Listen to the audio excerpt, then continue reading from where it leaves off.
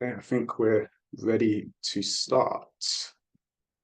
Hi, everyone. Welcome to today's IGC event. How can we finance solar mini grids in fragile contexts?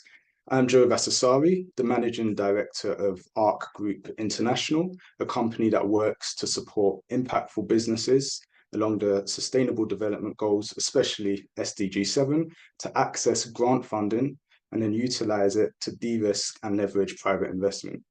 Before we start, let's review a few housekeeping items. All attendees have been muted to minimize background noise. If you have a question during the presentation, please type them into the Q&A box, which you can access at the bottom of your screen. We're going to have a designated time at the end of the panel discussion to answer questions, so please type in your questions in a Q&A box at the bottom of your screens. Please make sure to include your full name and organizational affiliation. We're recording today's session, and a video of the audio recording will be made available on the IGC website. We also have live interpretation for this event in Arabic and Portuguese. I'd also like to point out that there'll be a brief survey immediately following today's presentation, so please take a minute to fill that out later on, as feedback is very important for us. Please feel free to contribute to the conversation online by using hashtag financing mini-grids. In terms of the format of the webinar, I'll start by giving a brief background to the theme we're discussing, introduction to the speakers we're privileged to hear from, and then I'll be putting a question or two to each of the speakers before we move on to a general discussion and offer you a chance to ask your own questions. So in terms of background, today, around 685 million people worldwide lack access to electricity, with the majority of them living in countries experiencing conflict or fragility. Off-grid systems such as solar mini-grids are the most viable option to bring electricity to most communities that are still unconnected. However, scaling up mini-grid development in these settings face a number of obstacles, a key one being financing. Financing mini-grids and off-grid solutions generally in fragile contexts is not straightforward. Investors face risks and uncertainties associated with these settings, including more frequent macroeconomic instability and lower purchasing power among unconnected populations. Yet, tools and mechanisms to support mini-grid financing have made gains in recent years. And while financing mini-grids remain challenging, it's no longer impossible. Today, we're exploring some of these themes, and this webinar is part of a work stream that IGC conducts under the State Fragility Initiative, which is focused on scaling up investments in solar mini-grids in fragile contexts. This work is funded by the Rockefeller Foundation. So I'd now like to turn to welcoming our expert panelists here to discuss on this important theme.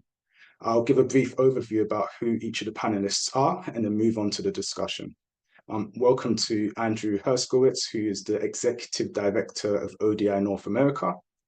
Previously, he led Power Africa and served as the Chief Development Officer at the US Development Finance Corporation. I'd also like to welcome Joyce Demusi, who is an independent consultant with extensive experience in the renewable energy sector in Africa, including positions with the Green Mini-Grid Facility in Kenya and the Africa Clean Energy Program. And also we welcome Doug Miller, who's the Director of Market Development at Energy Peace Partners and has worked in a number of important areas to support renewable energy expansion in Africa. So I'd like to turn to the first speaker, Andrew. Andrew, I'd like to start by hearing about Power Africa, which you built and led, eventually becoming one of the largest public-private partnerships in the world. PPPs can be an effective way to bring expertise, skills, and financial resources of the public and private sector together. But aligning these incentives and responsibilities of different parties is not always easy. What are the main lessons you learned from Power Africa experience in terms of what's needed for PPPs to be successful? So to start, when we use the word PPPs, it means different things to different people. It's, the PPP in the in the project finance world means, a public and privately owned, jointly publicly and privately owned project. But I think in the context you're talking about is when we've got private sector and public sector working together to try to advance the goal. So I'm going to address that. With Power Africa, particularly in the mini grid space, I've been one of the biggest proponents and also one of the biggest critics of mini grids. A huge proponent because it's the way that you're able to bring productive use electricity to people, particularly in rural areas where the grid's not going to arrive for perhaps another generation or two. So other than solar lanterns, if you want to move people up the energy access ladder, mini grids are really what you're going to be looking at. And the challenge that you face, though, is that those same customers also don't have the ability to pay, and the price of electricity per kilowatt hour tends to be higher. So it's required that there's going to be some level of subsidy in most cases. And this is one of the things we need to realize, that there's not this moment where suddenly everyone thinks, and they use the word leapfrog, which drives me crazy, that we're going to leapfrog like mobile phones and everyone's going to have this distributed renewable energy and everything's going to be great. The reality is that mini grids are challenging. I'm looking at some of the attendees, and the real experts are the people who are attending this webinar. So I doubt they're going to learn much from me. I think that we can learn more from some of the people who are on the attendee list right now. So a couple of lessons learned. One, you do need to take some risks. The public agencies, whether it's the World Bank, the Development Finance Corporation, the development institutions like USAID, they need to recognize that they're development institutions and put their public capital to use to try to de-risk and bring down the cost of financing. Recognizing that as people gain access to electricity, and maybe over a 5-year, 10-year period, productive use electricity, their incomes eventually will rise. And at that point, these mini grids should become more commercially viable. So in the meantime, you need to make sure that there's low cost financing available to them, and recognize that there's got to be some level of subsidy, whether it's through like a results-based financing model or just inexpensive financing. And then the other thing to keep in mind is a lot of the financing that happens is in US dollars, it's in hard currency. So you need to make sure that there's local currency financing available, because if you're financing a project over 20 years or 10 years, in a country where it has very low energy access, the likelihood is that country has a currency that's going to depreciate against the dollar over time. And when that happens, if the mini grid's been financed in dollars, it means that the cost of electricity is going to have to go up more and more in order to service the debt. So this is also, just give you a little feeling of some of the issues that we face. But it requires really an all of the above approach. One of the things that I wrote a few years ago was probably one of my last blogs I wrote as Power Africa coordinator, was talking about the role of e-mobility and bringing electricity access. I had this aha moment saying, all right, the leapfrog is when mini grids are wireless. And what I meant by that was you use a mini grid to charge batteries, and then those batteries can be used to power electric 2-wheelers, 3-wheelers, and then those batteries can be taken in people's homes. They can be discharge the electricity there to power their lights and whatever it is. And so there's a couple of companies that have started doing this. There's one called Liquid Star, and I'm in touch with them on an almost daily basis. And there's a tremendous amount of learning from what they're doing, and I can talk about that a little bit later. But that just gives you a general feeling of an idea of some of the challenges and some of the opportunities. Yeah, thanks, Andy. This is really helpful. I like the sort of notion of mini grids being used as a leapfrog for other innovations. You also mentioned a bit about de-risking, which is really interesting. I know DFIs have a number of tools in their financing and sort of de-risking toolkit when it comes to investing in renewable projects. From your experience, what tools have you found to be most impactful in enabling investment in these more challenging contexts? And then maybe in a slightly additional side to that as well is, what tools do you think should be used more by DFIs in these contexts as well? I mean, it's inexpensive financing, it's grants, it's other incentives. Everything comes down to some level of subsidy right now. The companies need to figure out how to become commercially viable, but at some point, there needs to be some level of subsidy. In the United States, rural electrification has been subsidized for years and years and years. So recognizing there needs to be some level of subsidy, whether that's in the form of inexpensive financing, below cost financing, grants, first loss, it really comes down to money. And almost every one of the DFIs is required to earn a return, but many of them have these pockets of development money, development capital that's available that they can use to blend in to try to make these projects more financially viable. So it comes down to different levels of blended financing. Now, not all mini grids are going to be the same. Obviously, ones that are used for commercial and industrial, they don't need to be subsidized. I mean, a company is choosing to go off grid or use a mini grid, then they don't really need a subsidy to do that. That should be commercially viable. As you get out to more rural areas, we're dealing with poorer populations, it's going to be different. And then you've got people who might be, in urban areas who can pay or closer in, but they need mini grids just to supplement. That'll be grid connected. I mean, that'll be different. So you've got to take it on a case by case approach. And then eventually the sector should scale, costs will come down, incomes will increase, and it should become a commercially viable sector. But I think we're 10 to 15 to 20 years away from this really being highly scalable. So we need to make those investments now with the public resources.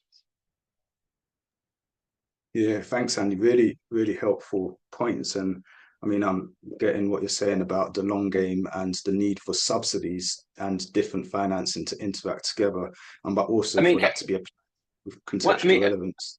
Yeah, so I was going to wait to talk about this, but what you learned from Liquid Star, and this is the company I mentioned, it's got a waypoint in Djibouti. So they're charging batteries that they're using for electric two-wheelers. They're using their small solar mini grid. They're purifying some water and selling that as well. But where they're also making money is they are created a localized data center. So there's a huge demand for AI, and that's only going to increase at the local level. And I think they earn like 10 cents per kilowatt hour from doing this. They're using AI learning and their electricity to help out in schools for localized AI learning and teaching. And then they're also have an income stream from doing some level of crypto mining as well. So both crypto mining and AI can buy electricity from anywhere in the world. So if you've got a mini grid that at any point has excess electricity, if there is a Starlink in that area, and Starlink is pretty much everywhere now, then there's an ability to sell some of that excess electricity to either an AI purchaser, data center purchaser, or a crypto miner. The crypto miners pay less than AI, but this is an extremely dynamic market. And so I think the income streams that we traditionally thought of, there's others that we need to think through looking into the future. Yeah, thanks, Andy. This is really helpful. I love the sort of innovation to that model. I've got more questions, and I'm sure the audience does as well. I'm going to pause for the moment and move on to the other speaker and then come back to questions after Andy. So let's now turn to Joyce Demushi, who's focused on developing business models in the renewable energy sector and on energy as an enabler across sectors to achieve greater impact. As much as blended finance and other de-risking mechanisms are needed to make renewable energy projects commercially viable, sustainable business models for these projects remain essential for their success. Joyce, please can you outline the main considerations to be factored into developing business models that can be close to commercially viable as possible? Thanks, Jovis, and thanks everyone for having me. Complex question, not an easy answer, but let me just say that first, that establishing and working in a fragile and conflict environment, which I think part of what this conversation is about, is difficult and expensive.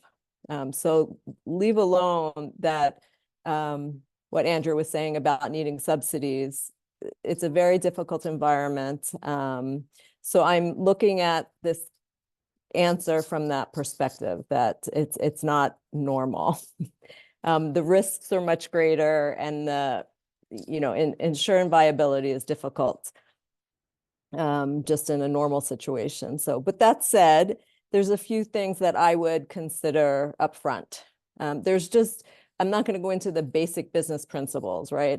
Making sure that we have a vision and objectives and strategies and sales and technologies that are thought out. Is the business model an infrastructure model, or is it energy as a service model, right? And what is your vision? It has to be clear. There has to be metrics, right? Is it about energy access? Are there social KPIs, or are we just looking at revenue objectives? So those are kind of the first basic principles that it kind of goes without saying, but I think it's worth saying it here again, because I think we often think of just the business and not kind of the context, and we really need to think of the context. I think one of the big things that's essential in this context is that the market entry and the market assessments need to be considered up front. It's not just about, oh, we know there's no access and there's an opportunity, but really understanding the local context, and more specifically, the political and economic environment, and what the considerations, especially politically, are essential. The next thing I would say is that all stakeholders should be involved. We need to look at 3 legs of the stool, even though we're talking about financing for mini grids.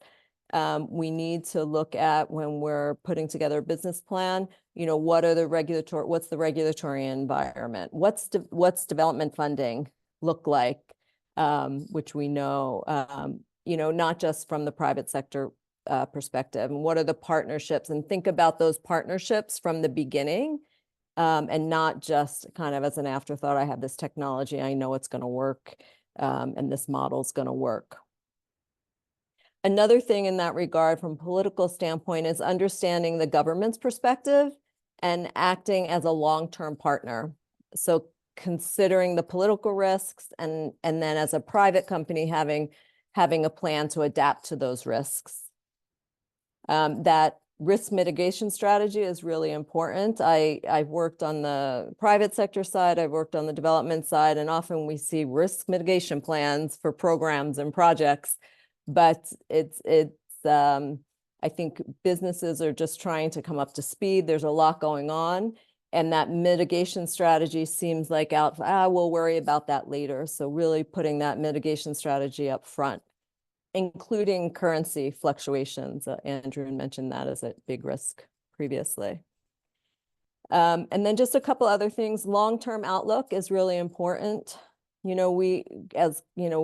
Back in the day, it was, if you're not profitable in 5 years, right, your business model is questionable. And I think that, again, depending on the business model, especially if it's an infrastructure play, you need to have 10-year plans or longer. And what are those strategies in the conflict area when things go wrong? How do we get back to that long-term outlook?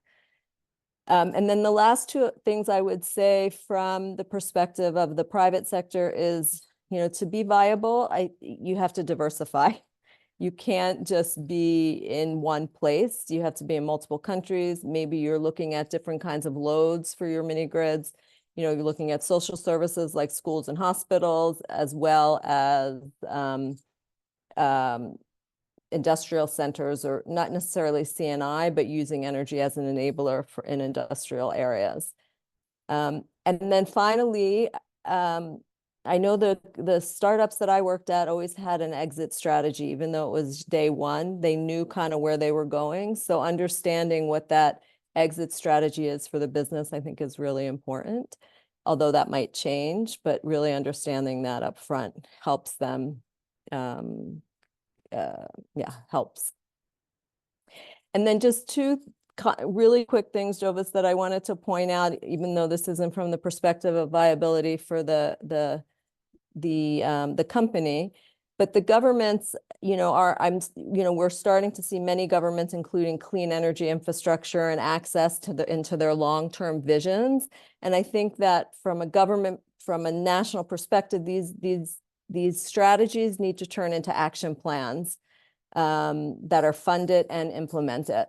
And And then from the perspective of the donor, in my observation over the past 10 years, 15 years, the donors think of funding in stovepipes. Maybe that's changing in the past couple of years a little bit, but they're looking at energy access and solar lighting and mini grids and different types of technologies and such.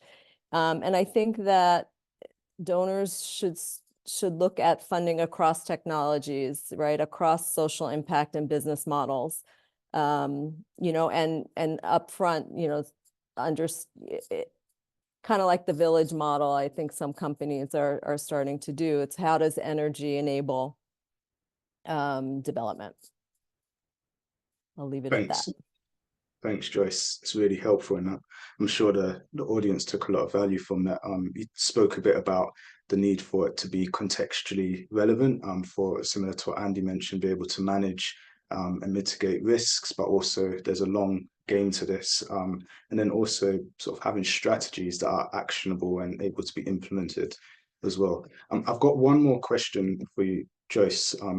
Currently, you've done a fair amount of work in also productive use.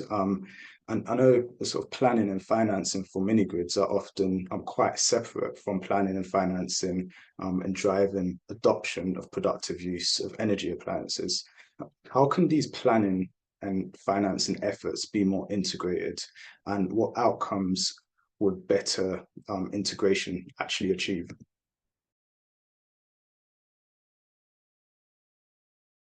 Yeah, so Jovis, it's a tough question. I want to step back because I know that the sector uses what they call productive use of energy, and it's defined a lot of different ways.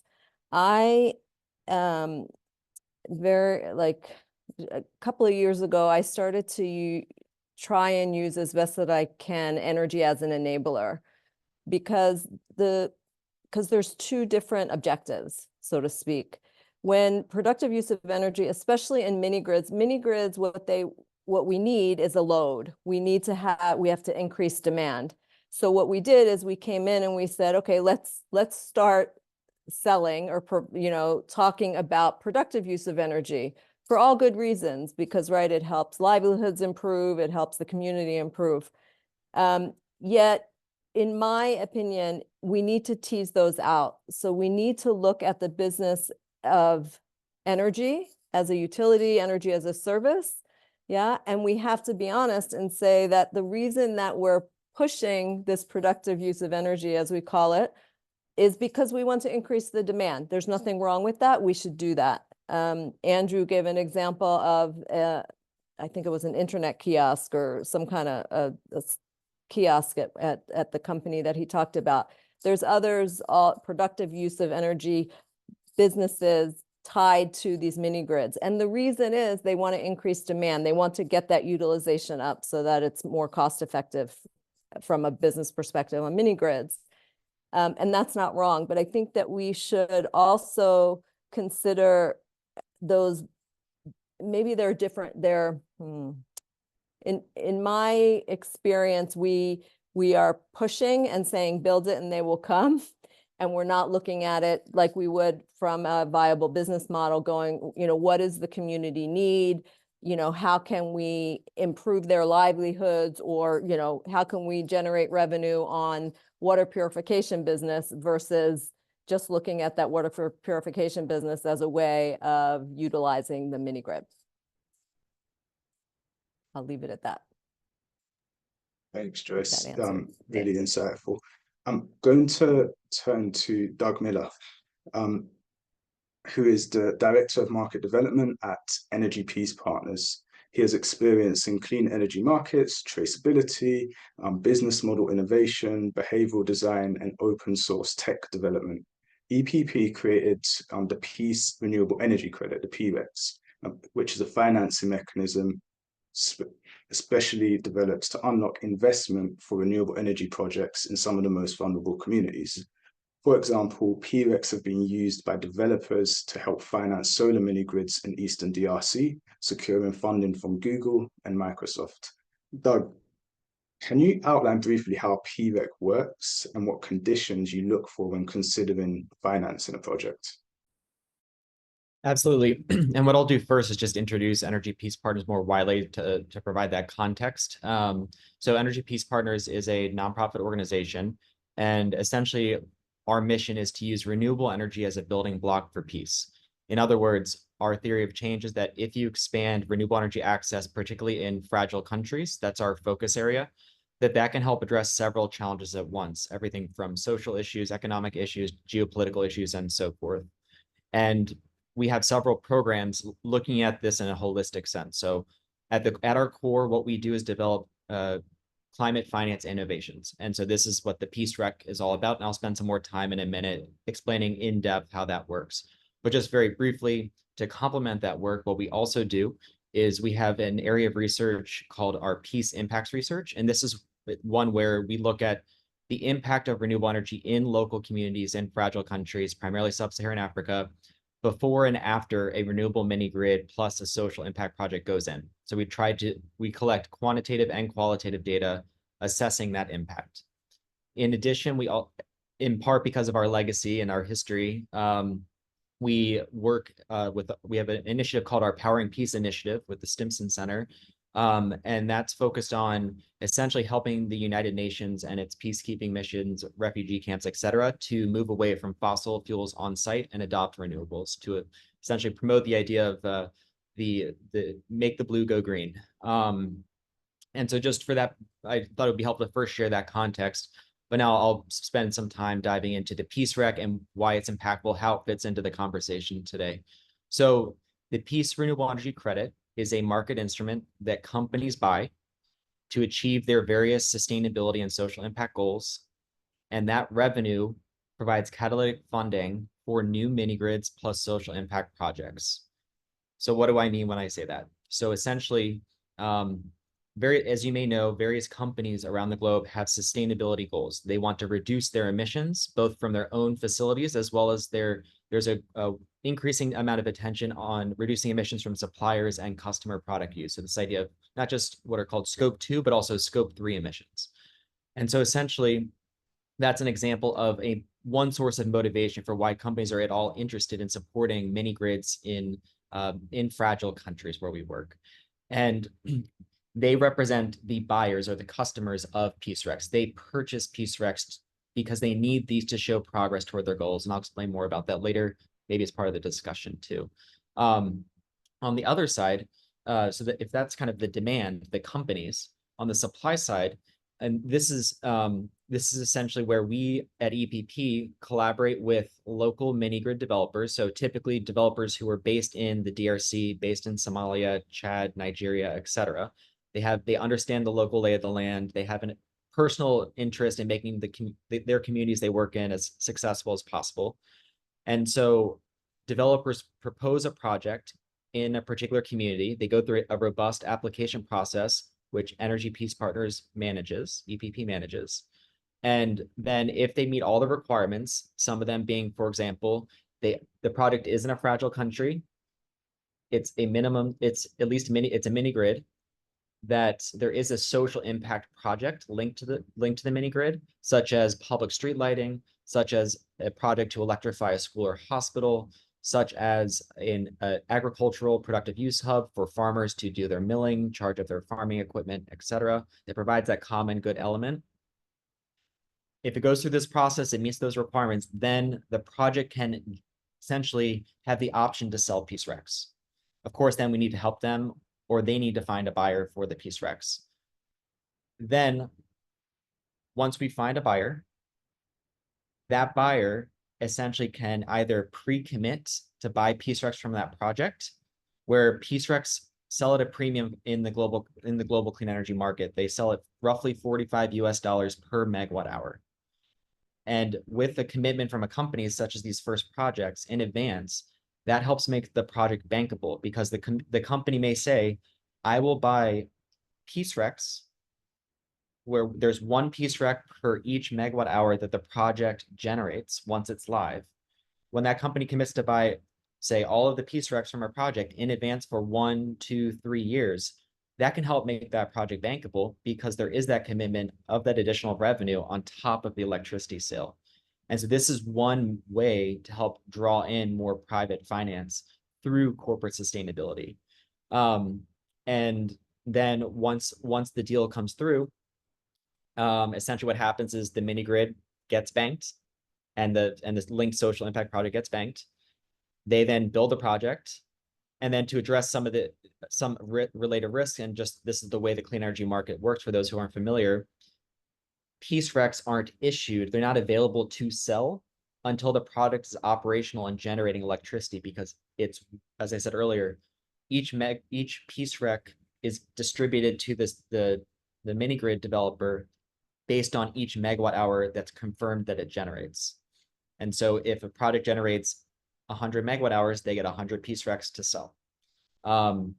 And so that's kind of how the market works. And just for some, maybe a couple of other points, and then I'll pause for other questions. It's still an early stage market. So my role in the team is to help expand and cultivate a global market, reducing friction points, creating greater incentives for companies to engage in piece recs, et cetera. There have been nearly 10 deals to date, mainly from big fintech firms and general technology firms, so Google, Microsoft, Block. But we do have a growing cadre of companies from the consumer goods sector, from the cosmetic sector, design sector, et cetera. And I can explain more why if that's of interest. But we think that this year and then going particularly into next year, the demand is really going to start ramping up, in part because companies are in the process right now of putting together their next generation of sustainability and climate impact goals. And so essentially we're building this market infrastructure in parallel to how companies are developing their next generation of plans and goals, in part because of evolving regulations where companies increasingly have to report in the European Union, in California, et cetera, a more holistic or comprehensive set of considerations about their entire global operations, including their value chains. So maybe with that, I will pause. And Huevas, I think you have maybe another question or two. Yeah, Doug, thanks. This is really a really helpful insight, and I think EPP is doing great work. I love the sort of innovation around, especially enabling private finance to flow into some of these really impactful renewable energy solutions. One more question from me before we move on to the discussion. I know you've got the Leapfrog Alliance, which calls for dedicated corporate investment in supporting access to clean energy in unconnected communities.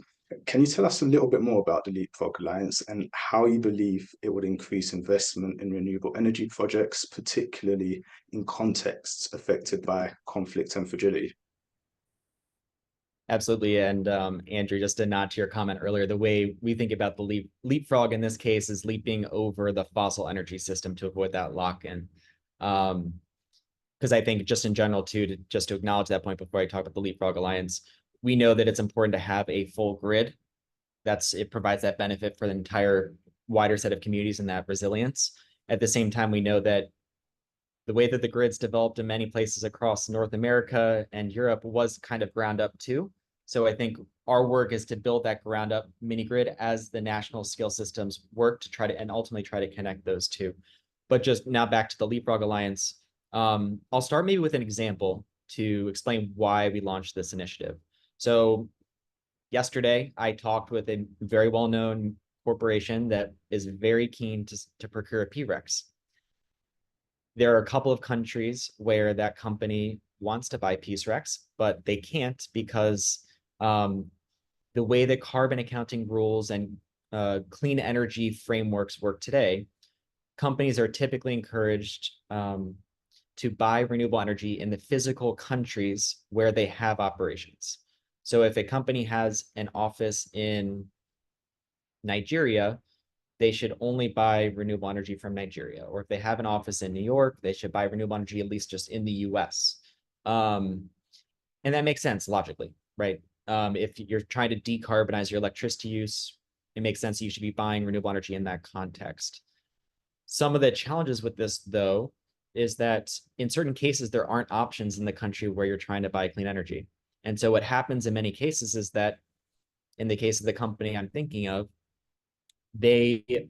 for country A, B, and C, where they have a decent amount of energy consumption, but there isn't an option because there's maybe not a market established yet, or there isn't enough supply, they literally do nothing. The money they allocate in their budget remains unused. And in this context, the ambition of the Leapfrog Alliance is to capture that revenue and put it to some use. And in this case, put it to use to build mini grids, maybe in a country that's next door, or a country that has nothing to do with your operations, but it's helping address a climate equity issue, essentially bringing energy access and fossil-free energy access to those that have historically been overlooked to tackle this climate finance gap and the fact that between 500 and 1 billion people don't have energy access today, or reliable energy access. And so what the Leapfrog Alliance is, it's a initiative. It's not an organization. It's an initiative that involves right now 13 nonprofit organizations saying, hey, let's create a new incentive where companies get a little bit of flexibility on this notion of what I was talking about earlier of geographic matching, the matching of buying clean energy in the same country as where you have operations. Let's create a little flexibility where 10% of your overall energy use, you don't have to match it. But the stipulation is that you can only buy that clean energy in that 10% if it's supporting energy access. So that's the requirement to get that exemption. And we think this in a way balances a lot of things, because for those who might be aware of this, there are some big conversations happening right now about how to improve greenhouse gas accounting for scope 1, 2, and 3 emissions. And we generally want incremental changes to scope 2 accounting, because it's proving to grow the clean energy market and get more clean energy on our grids everywhere. But at the same time, we think there are ways to provide changes like this that also not only have a carbon consideration. Let's make sure that as communities grow, get more opportunities, that they have the access to energy that's not polluting. So let's provide that proactive support. But at the same time, doesn't blow up the way that all carbon accounting works. It's just a limited exemption for this very specific and purposeful reason. And so that's the background. And essentially, at this point, the practical way that it works is we have this initiative, and we will ramp up efforts and whether it's advocacy efforts and similar, once these greenhouse gas accounting processes reach the next chapter and actually solicit the next round of feedback to ultimately finalize the new rules. Thanks, Doug. This is again really interesting insights. And I know IGC has got a case study, a publication coming out soon about EPP. So if not out already, definitely keep an eye out for it when it is.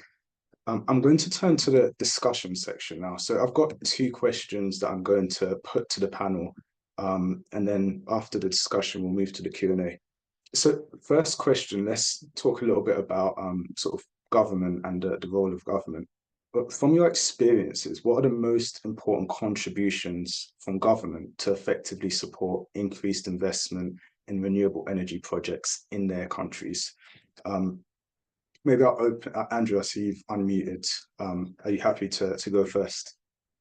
Yeah, I'm happy to do that. So one of the challenges, I've worked both on the development side, having worked for USAID for many, many years, where aid essentially gives away $28 billion or so a year as grants contracts. Not bad money, it's good money going to good use.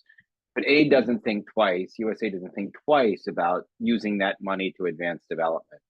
Then I spent 4 years working at the US government's DFC, realizing that the DFIs think completely differently in terms of they want every project to be commercially viable.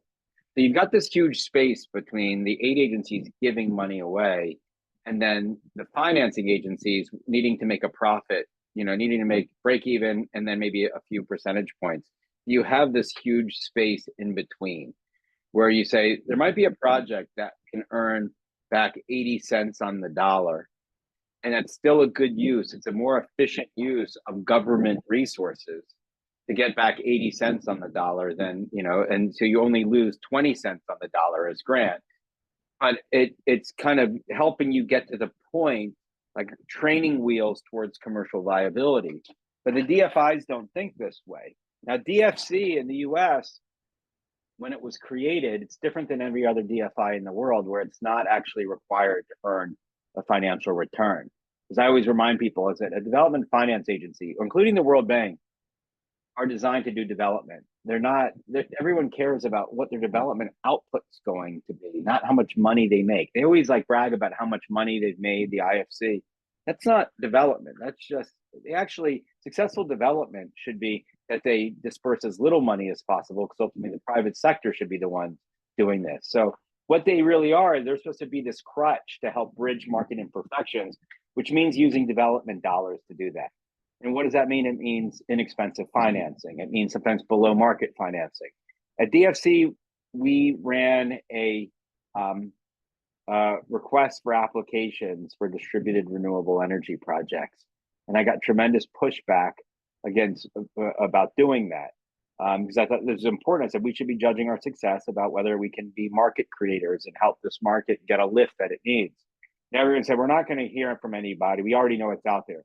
Ended up getting over 100 applications worth over $1 billion. And I personally wrote the RFA. Now, in the end, how many of those projects did DFC finance? Not very many. Why? Because the mentality still amongst a lot of the staff who had worked with OPIC before, which had to earn a return, was, well, these projects need some level of subsidy. And I said, yeah, that's exactly right. So give them some level of subsidy. But people weren't comfortable doing that yet.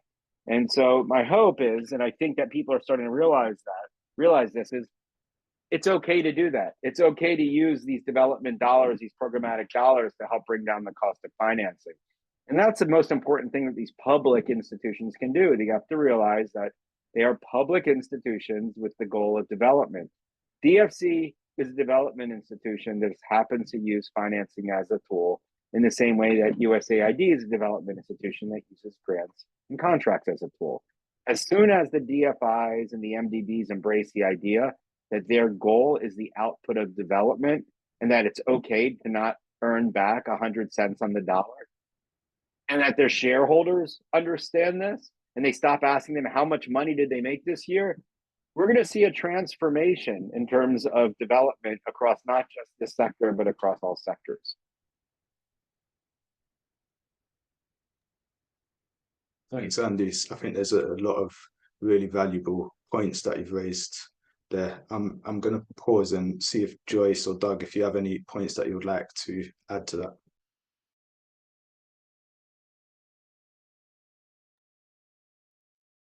Nothing on my end right now, Jovis, thanks.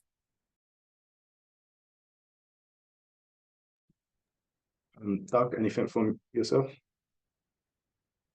No, but I mean, what I can just briefly mention is the way, I don't know if it's of interest, but the way that we engage with national governments. Would that be of interest? Yeah, please do. I think that'll be a good insight to hear as well. I mean, essentially, it's relatively light touch, but essentially, in order for peace recs to become a possibility in a country, there's a prerequisite, which is the energy authority or the energy agency or equivalent in that country. They essentially have to approve the broader standard of which the peace rec is a part. So the peace rec is it's a type, or technically it's a label, but it's essentially a subtype of what's called the International Renewable Energy Certificate Standard, the IREC. So the IREC is the standard that's in place in about 65 developing countries across Asia, Africa, and Latin America. The peace rec is a subtype. What I mean by that is the peace rec technically is an IREC that meets certain qualifications in fragile countries. So the way we engage with policymakers in tandem with the IREC, the iTrack Foundation, which oversees the IREC, is motivating and supporting the local energy authority to approve that IRECs are allowed for trade in that country. So if a country says, yes, we approve the IREC standard in our country, from that point forward, people can buy IRECs, which typically are from maybe much bigger scale projects like huge hydro projects, or peace recs, which are mini grid scale. Thanks. This is helpful. So just I've got one more question, but just as a brief overview of what's been mentioned. I think a lot of the points that you mentioned, Andy, is really helpful around sort of you have the aid finance and the DFI finance, and being able to have sort of a readjustment in incentives so that they're able to serve the private sector as they sort of as to improve the productivity and so on.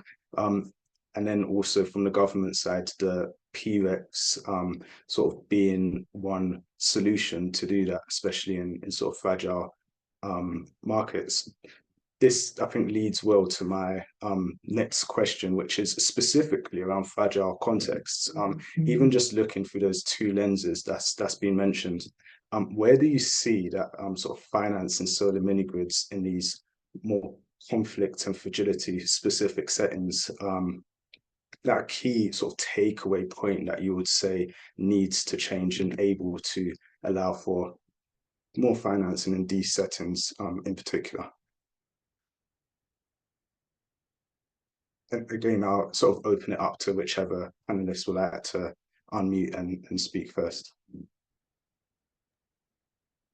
I can speak more just in terms of the one type of financing, the role of corporate procurement, which is not by any means the entire financing stack. There's an important role of DFIs and other financial institutions to play a bigger role and go beyond lip service and creating these mega funds that it's unclear where the processes take a long time to get the funding out, and we don't have a lot of time in terms of keeping the 1.5 degree C goal alive.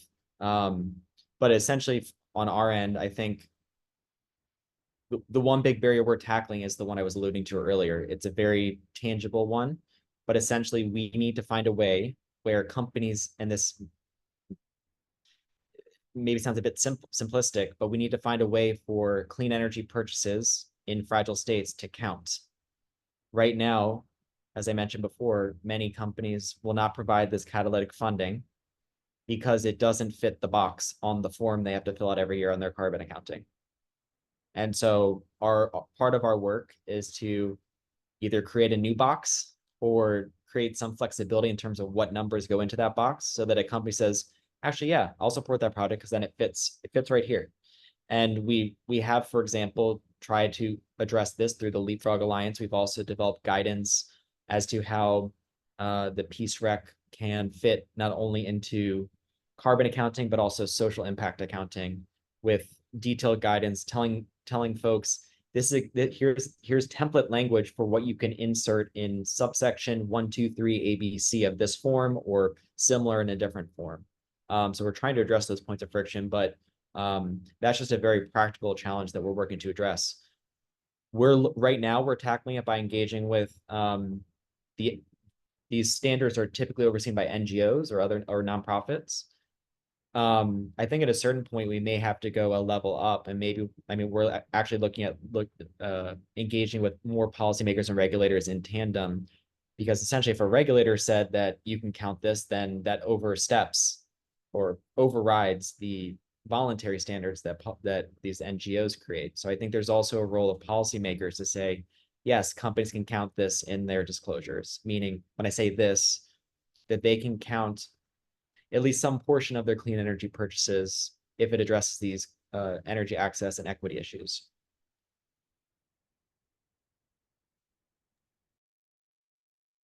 Jovis, if I may. Yeah, please do, Joyce. Yeah. So what came to mind, I think if there was one change, I'm not sure if it directly answers the question, is that all the stakeholders have to share the risk.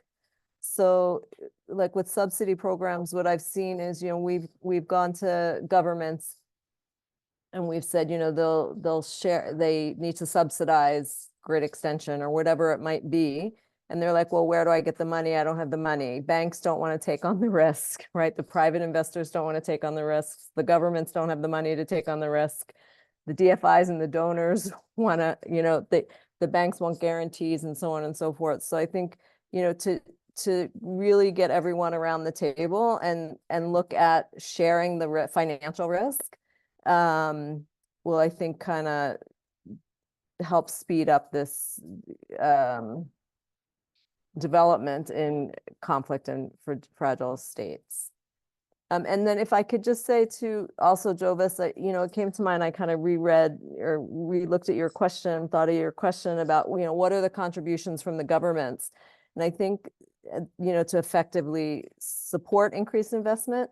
And when I was working on ACE TAF, governments that actually had energy strategies, whether they were driven now because of climate finance or whatever it was, but the ones that had strategies, but actually were seen to start implementing those and have action plans with those energy strategies that considered different technologies, were the countries not that were looked at from the donor perspective. They were looked at because they were more stable, so to speak. They had a plan in place. And then the private sector, of course, was looking at them because there was more, it was easier to do business in that country. Thanks. Yeah, I can add to what Joyce was saying, because that's exactly the point that I was going to make, is it's not a one size fits all approach. And so what you really need to do is listen, frankly, to the attendees that are on this webinar, and I think a lot of them are in this sector, and ask them what is it that they need, and tailor the approach to getting them what they need. And none of them are looking for 100% subsidy, just, they're not always looking for a free ride, but say, what do you need to get to profitability, you think, over the next 5 years? And then put all the tools together that all the different development agencies, governments, whatever happen, share the risk and try to structure it in that way. And you want to push the private sector because ultimately they want to be commercially viable. They don't want to be overly dependent on government subsidy, but they might need a few things right now. And so it's a question of flexibility and a really tailored approach, with keeping in mind the long-term goal is to try to get these to be commercially viable and to get people electricity. Yeah, thanks, Andy. Thanks, Joyce. Thanks, Doug. We're going to turn to questions from the audience. When you're putting your questions in the Q&A box, please state your name, your organization, and keep your questions as brief as possible. And Andrew, I'm aware you have a hard stop at 2 o'clock, so we'll start with questions directly aimed towards you, if that's okay. We have 2 that I would read out, both from anonymous attendees. The first one is larger sources of capital like PE funds and sovereign wealth funds are mostly uninterested in mini grids, especially if they're in Africa. So what is it going to take to change that? It's the first question. And then the second question is around, it's more of a comment that I think has been asked to be discussed, which is DFIs are failing to do their job of providing risk, capital, and especially equity. Can you please discuss or give some thoughts on that? So a lot of people like to talk about sovereign wealth funds and private equity. Like they're gonna bring in trillions of dollars of sovereign wealth funds and private equity. And the reality is that private equity from the US and elsewhere is leaving Africa, not even in the mini grid space, particularly in the mini grid financing in fragile states. So we got to get past that. They have a goal of earning a return. That's their goal. They have to earn a return. If I'm a pensioner, I don't want my pension fund investing in a high risk, low profit project. Now, the only way to manage that is if you see, like, if it's just a straight up renewable energy project where you see the potential for high profit, sure. Then one of my views is you can get a private equity firm to come and work with a local pension fund or a local sovereign wealth fund and say, all right, we will guarantee you an 8% return. And it's great because you're a local partner, you got local financing, a bit local currency available, but we're going to take the upside. And that's the only way that we as an external private equity fund can make the double digit IRRs that we need to earn on this. But with the mini grid financing space, I think we're a long ways away from that. Like even in the solar home system space, there were a bunch of private equity firms that went in and thought they were going to make all kinds of money in solar home systems, and they didn't because it was a struggle. I mean, it was. Now I know there are people on the phone on this webinar right now who probably disagree with me on this because some private equity firms I think have made investments in their companies, but until you see these things, you know, getting to scale, I think it's a hard justification for the shareholders or the beneficiaries of those investors to get involved in this space. In terms of what DFIs are doing, I've said it again and again, DFIs are not doing their job. They should be doing more. There needs to be much deeper blending. But that's a question of making sure that the shareholders of the DFIs understand development finance. I feel like most shareholders, they don't really actually understand it and how it works. They just think it's like, hey, isn't this great? We're going to make investments that are going to save people's lives, improve people's lives, make money, and do good at the same time. That's not what it is. It's another tool in the development toolbox other than grants or contracts to eventually wean companies and countries off development assistance. But that means that there's got to be some level of subsidy to make it work in many cases.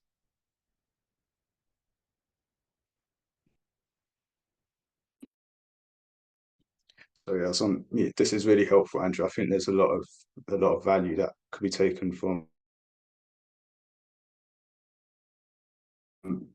Conscious of time, we will keep the questions open for more questions from the audience. But was there any last questions for Andrew before he has to head off?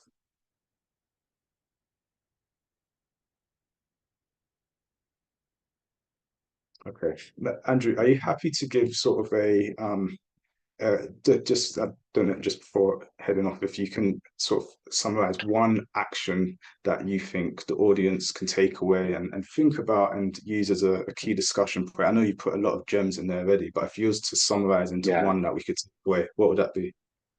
Well, I'll share with this group because I think it's a group of a lot of friends here who are in the audience and you're the first to know other than this team.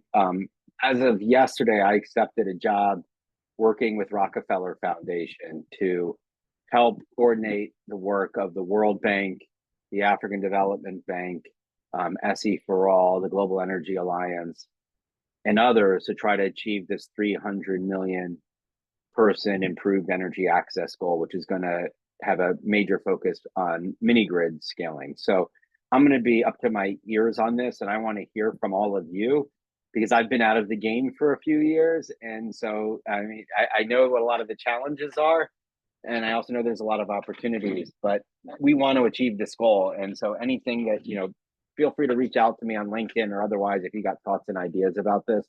I haven't publicly announced it yet, but I'm sharing it with this group right now. And I'm looking forward to working on this issue. Thanks, everyone. Thanks for joining. Appreciate it.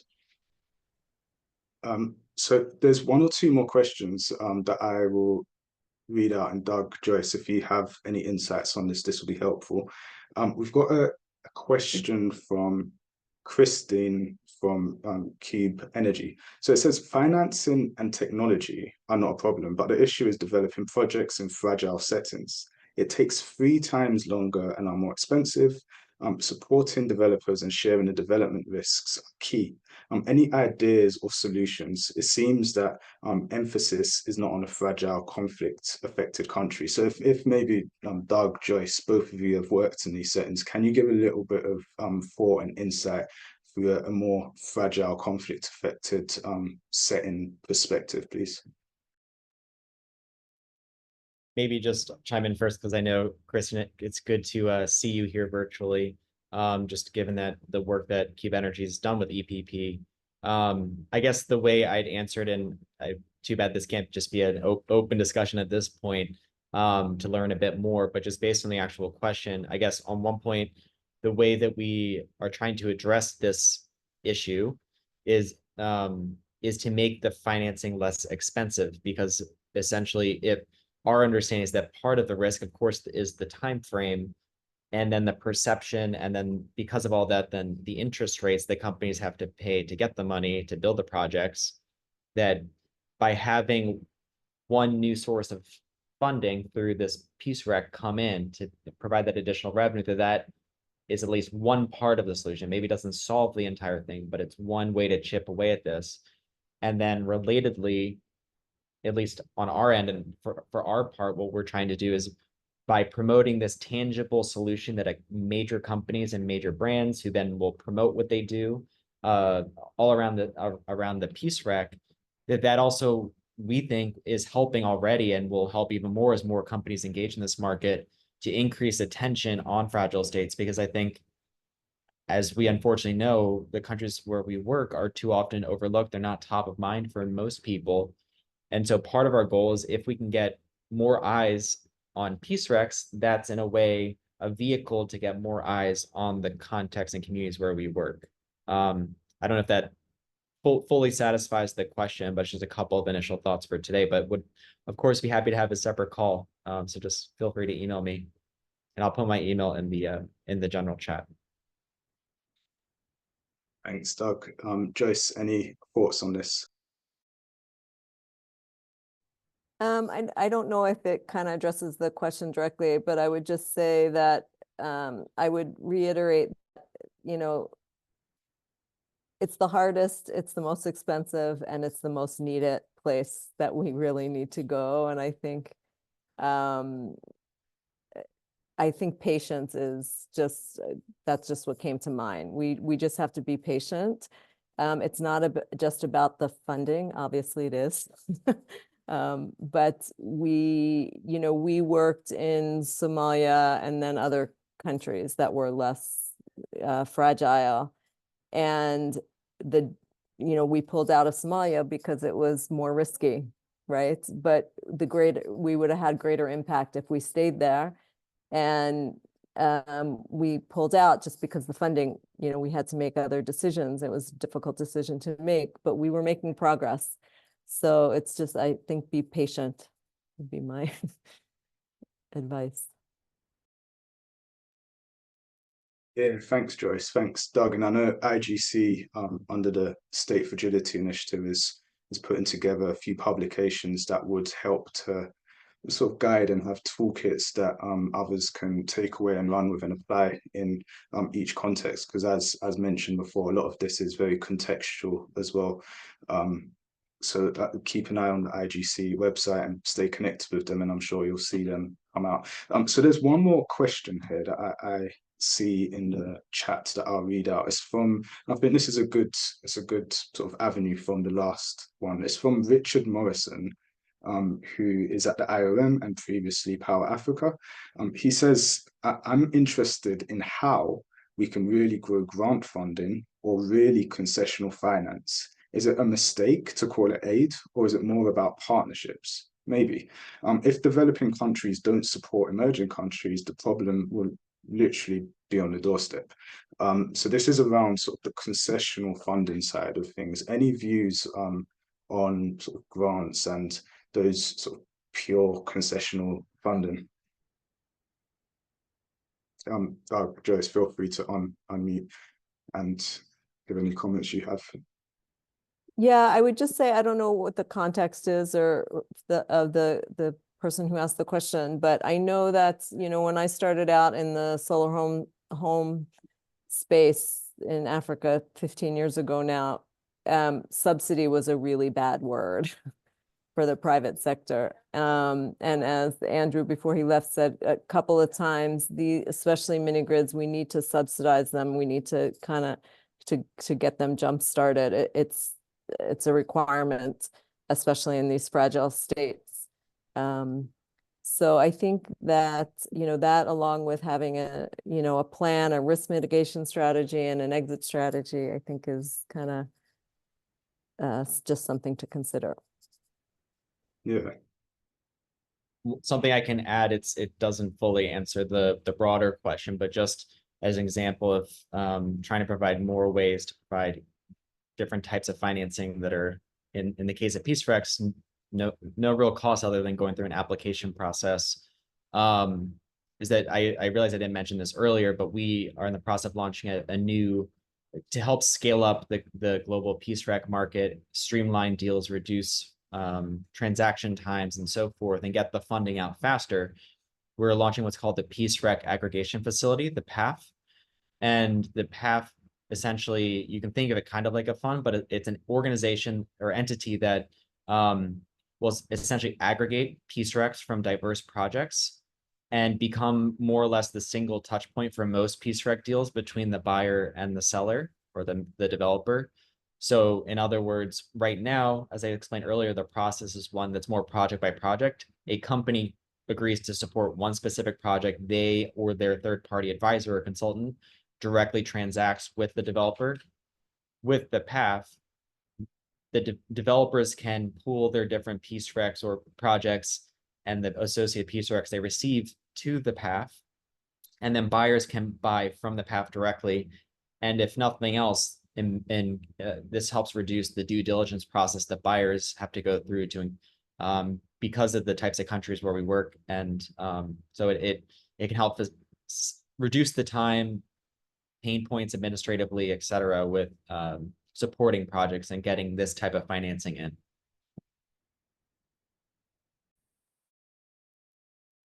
Thanks, Doug. Thanks, Joyce. Really helpful. And I thought maybe I'll sort of give a 30 seconds to that same question.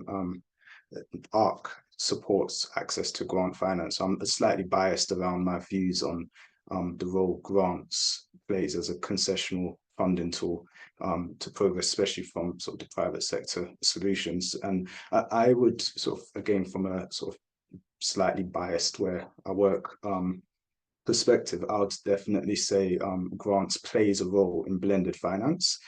We've seen firsthand grants being absorbed by organizations and playing a de-risking role and putting them in front of investors that they may not have been able to speak with before. I think part of the issue is twofold.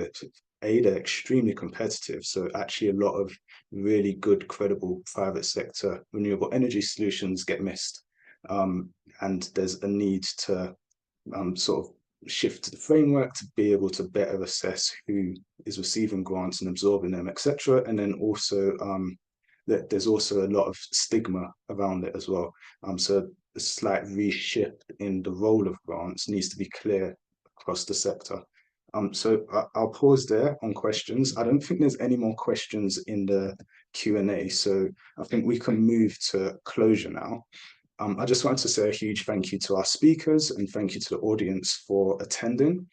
Before we close, I'd also like to recognize Ada Marmion, who was to have participated on this panel today, but unfortunately, she passed away unexpectedly. And she was a key partner for IGC in developing the AECF case study, and which this webinar draws on. So I just wanted to recognize her involvement in this work. Again, thank you for attending this webinar. I'd also like to remind you that there'll be a brief survey immediately following. So please take a minute to fill that out, as your feedback is very important to us. Cool. Have a good rest of the day, and thank you everyone for attending. Thank you, Jovis. Have a good day. Bye. Thank you.